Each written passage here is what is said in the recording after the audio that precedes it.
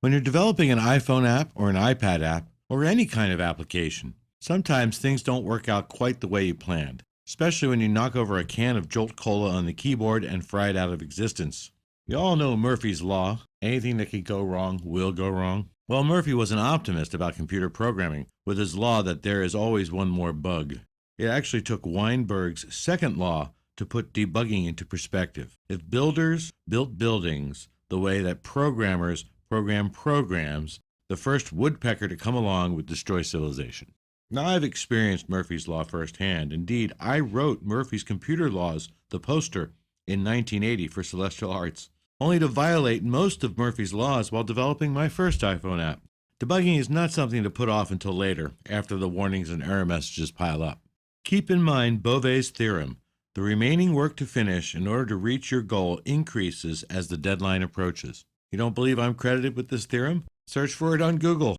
So it's best to tackle any errors and warnings you get immediately. Remember, stuff happens, in the immortal words of a famous U.S. Secretary of Defense, Donald Rumsfeld, that is. And the way around stuff that happens is debugging, the process of analyzing your code line by line to view your program's state at a particular state of execution. Now, that stuff that happens comes in three categories: syntax errors, which are usually caught by the compiler; runtime errors, which generally get by your compiler and don't even show themselves until your app suddenly stops running; and logic errors. That's when the app just doesn't work the way it should. Here we are back in my world, actually the universal app My World and My Pad World. Syntax errors are perhaps the most obvious, simply because your program won't compile and therefore won't run until all of them are fixed. Generally, syntax errors spring from typographical errors. Here's an example of a syntax error. I forgot to put in the semicolon at the end of this line. If you click this over here, this red dot, you'll see that the compiler is expecting a semicolon after this expression and even offers you the ability to fix it by clicking here. But there can be more subtle syntax errors. For example, if you had typed a capital I for if instead of a lowercase I, it would catch that. In fact, it would say something entirely different than what you would expect, because it really doesn't know you're trying to do an if. It thinks perhaps you're trying to create something, use a statement with a variable if or a method name if. This is called a data tip, by the way, where the compiler displays some kind of message for you. If you click the 2 here, you'll see that there is a second issue here. It is trying to figure out what you're trying to do.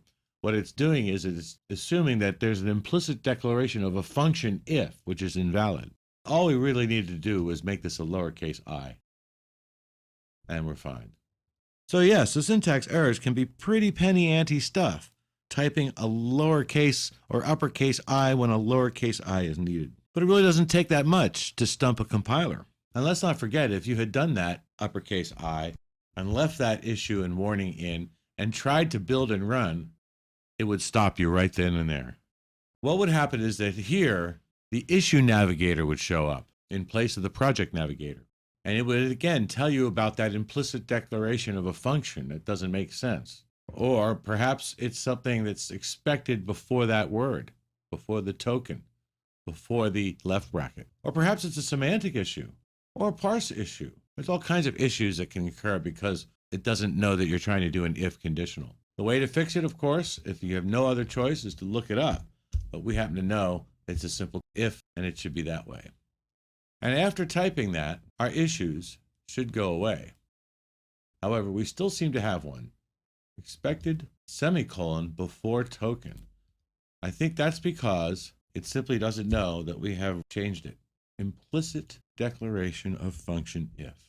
And sometimes, even after fixing it, such as we're going to do here, to if, sometimes the issue stays up, in which case your only recourse is to actually run the program. But in this case, the compiler has recognized that we fixed it. Now, there are times when a syntax error causes such a strange problem that it really doesn't know what you're doing. For example, if we get rid of the semicolon right after the synthesize statement, the compiler actually doesn't really recognize a problem until down here at the void method. Although it does figure out that that's probably what you had in mind, a semicolon after the synthesize statement. Again, if you jump here, you see another issue popping up as a result of this. All of this is related to putting a semicolon right here. So once we've done that, those issues go away. Now, a runtime error can cause your program to stop executing. It simply crashes. Something might have come up in the data that you hadn't expected, such as a division by zero error, the result of a method dealing a nasty surprise to your logic. Or you send a message to an object that doesn't have a message implemented. Sometimes you get a build warning for these errors, and other times the app simply stops working. With logic errors, your literally minded app does exactly what you tell it to do. And sometimes you unintentionally tell it to do the wrong thing.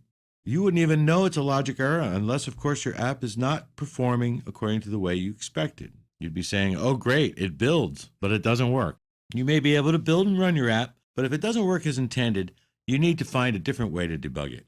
It's easy when a syntax error can stop a build in its tracks and you can fix it right away. In fact, it's very easy when the compiler shows you a possible answer and offers you a fix-it to double-click, as we just did.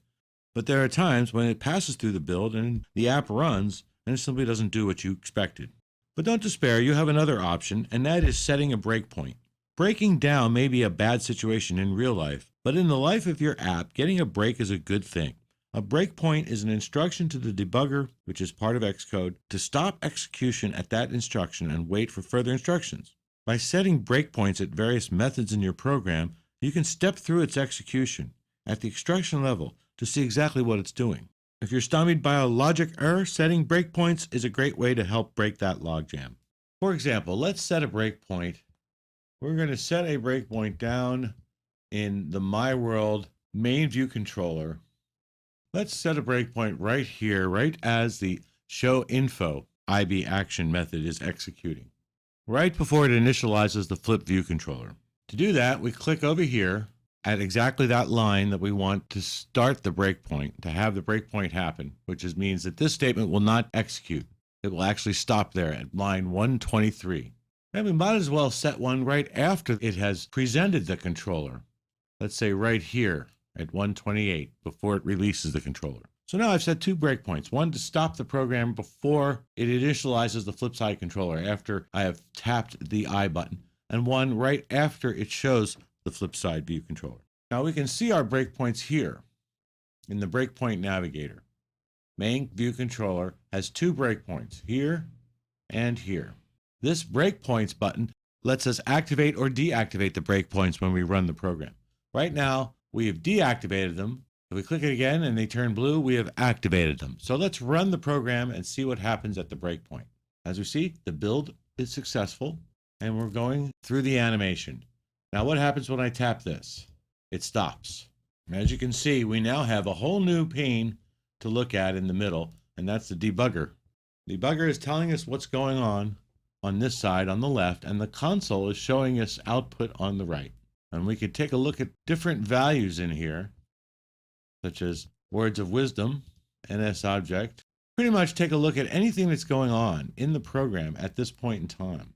Now, rather than get into this, let's take a look at some of these buttons. We can continue program execution from here, step over to the next statement over here, step in and step out of a particular method, and we can jump around too. We can jump to any particular event that's happening. Let's continue execution, and then we get to the next breakpoint, which shows up here.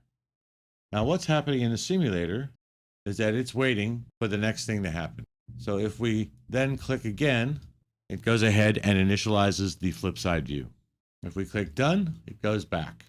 Let's click back here in the MyWorld app, and we see that we have passed the breakpoints. We click the breakpoints navigator. Here they are again. We can click the issues navigator. There are no issues. We can click the debug navigator, and we can see what's happening as the program is running here. It shows us the console output. We can go back to Project Navigator and take a look at our code. Now, in order to close the debug window, you just click this button right here, which hides the debug area. And if you want to get rid of your breakpoints, well, of course, you can just turn them off by clicking breakpoints up here or turn them back on. But the other thing you can do to get rid of them is to simply drag them and they go away. Now, there are many, many more ways to deal with problems in a program and to look at variables and such that are beyond the scope of this lesson. But you've just been given a glimpse to how easy it is actually to stop execution and check your variables and continue execution of your program with breakpoints, and also how to deal very simply with syntax errors. There's one more kind of error. It's really a runtime error, and that it happens usually during runtime, and it doesn't get caught by the compiler. And that's if you have allocated memory without releasing it. And one of the wonderful features of Xcode is the fact that it includes a static analyzer, which you're going to learn about next.